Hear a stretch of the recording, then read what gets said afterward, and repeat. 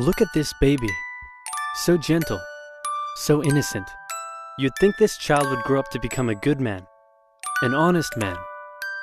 Well, think again. Hitler was born Adolphus Hitler in 1889 in a small town in Austria-Hungary. His father, Alois Schicklgruber, was born out of wedlock, but eventually changed his name to that of his stepfather, becoming Alois Hitler. Alois was a mid-level Austrian customs officer, not really rolling in cash, but certainly rolling in women.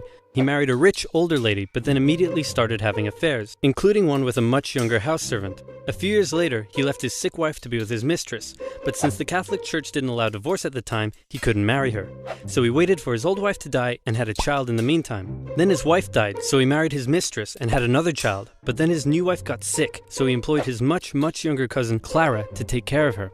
Then when his new wife died, he immediately got Clara, his cousin, pregnant, and then married her. In that order, you rock star. Clara and Alois had 3 children together, who all tragically died while in infancy. So when the 4th child, Adolf, came along, Clara spoiled him rotten. The Hitlers had 2 more kids, and the family moved around a few times, meaning Adolf had to attend 5 different elementary schools. Adolf's father was strict, quick to anger, and took most of it out on the eldest son until he had enough and ran away at the age of 14, leaving 7-year-old Adolf to do most of the chores and get berated by his father. The result was a difficult relationship with his dad while he was super attached to his mother, who worried over him and his health excessively. Hitler did well in school at first. His grades were good and his teachers praised him. He was popular with the other kids and enjoyed gathering them together to play war games. He also loved reading and particularly liked stories about cowboys and Indians. As he grew older though, he started to get into trouble. He was caught smoking once, organized a raid on a local orchard, tormented his pro-Austria religion teacher with symbolic gestures, displaying his allegiance to the idea of united Germanic people under a greater German state in defiance of Habsburg Austria. You know, the usual. All of this enraged Adolf's father, who punished him severely. The area of Austria-Hungary that Hitler lived in was once part of the German Confederation, and many of the people who lived there considered themselves to be German. Adolf tended to just go against whatever his father said, and since his father was an Austrian public official, Hitler got big into German nationalism. This enraged Adolf's father, who punished him severely. Around this time, a family tragedy struck. His 6-year-old brother, whom he loved a lot, died of measles when Adolf was 10, and was buried in the cemetery just across from their home. Around this time, neighbors reported a change in the young boy. Strange behaviors such as talking to trees and staying up late staring at the stars from the cemetery walls. He lost interest in religion, and his school grades started to decline, which enraged his father, who punished him severely. It also didn't help that he had just entered high school, and the cool city boys treated him like a rural peasant. He had to repeat a grade and had little interest in most school subjects, instead spending his time reading and drawing, which he was quite good at. One day his father said, "Son, someday you'll be a big balls public official like me." And Adolf replied, "No, father, I'm going to become an artist and soar high above the clouds with the eagles." This enraged his father, but by this time he was an old-ass man, so he just sort of let it go, and then died of a lung hemorrhage. Hitler just about passed his final semester, and celebrated in the typical way, by getting blackout drunk and wiping his ass with the certificate. However, he didn't take the overall final school exam, instead just dropping out. The now 16-year-old boy was unemployed, without much purpose in life, and for the next 3 years he stayed that way. He spent most of his time at the opera with his only friend, August Kubizek.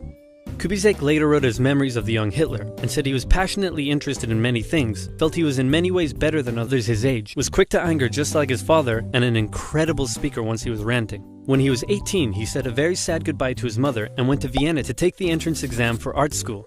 He failed. Soon after, he had to return home. His mother was sick, and her health was rapidly deteriorating. Hitler stayed by her side, and when she eventually died, the family doctor said he had never seen someone so overwhelmed with grief as Hitler was.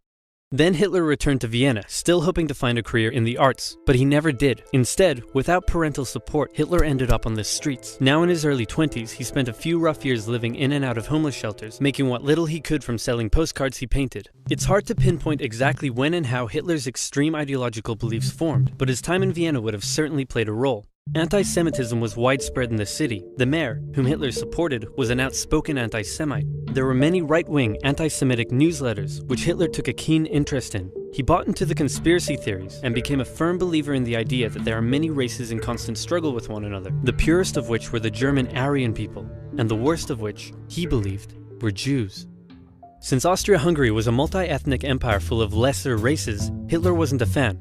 So when he was 24, he moved to Munich in Germany to avoid doing military service, and for one more year he was a drifter on the streets, until something huge happened. In 1914, long-standing tensions in Europe erupted into the First World War. Crowds across Europe celebrated the news. Within days, Hitler volunteered for the German army. The war gave him a purpose in life. His fellow soldiers gave him friendship and brotherhood. Despite the horrors of war, Hitler considered it to be the best time of his life. He was reportedly a brave soldier and was awarded the Iron Cross, first class. He was also very lucky and had many close encounters with death. His luck ran out in 1916, however, when an artillery shell injured his leg. He went back to Germany to recover and was outraged to find a general apathetic anti-war attitude among the exhausted and hungry German populace. With the war turning against Germany, he returned to the front lines, but was temporarily blinded by a British gas attack in 1918. A month later, still recovering in hospital, Hitler learned of Germany's defeat and surrender. The terms of the peace treaty were tough on Germany. It had to pay a lot of money and lose a lot of soldiers. These conditions weakened Germany and humiliated the German people. Europe's borders changed after the war too. New countries were formed out of Russia's lost territory, Austria-Hungary was dissolved, and there was one big new country splitting Germany into two. Hitler, seeing the country he loved humiliated like this, said that hatred grew in him for those responsible, by which he meant communists and Jews, who he believed had stabbed Germany in the back by spreading dissent and anti-war propaganda back home.